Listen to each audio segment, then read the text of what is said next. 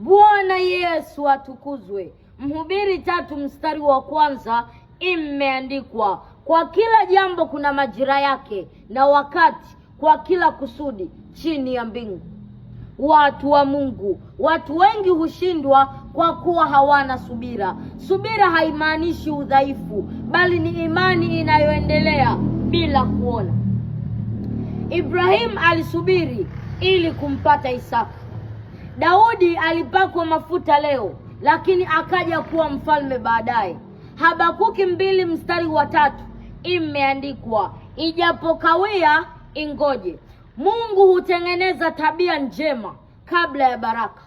Musa alikaa miaka 40 ndipo akaja kuwa kiongozi wa taifa, huku Mungu akiwa anamfundisha unyenyekevu, subira na kumtegemea yeye. Yusufu alifundishwa uaminifu gerezani kabla ya kuwa waziri mkuu. Hili neno linatufundisha nini? Mungu hakupi kitu kwa majira na nyakati unavyotaka wewe, bali hukutengeneza kwanza na kukupa utayari kwa ajili ya kukupatia kile kitu.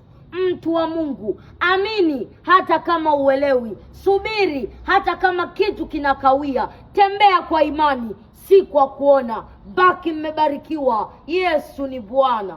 Amen.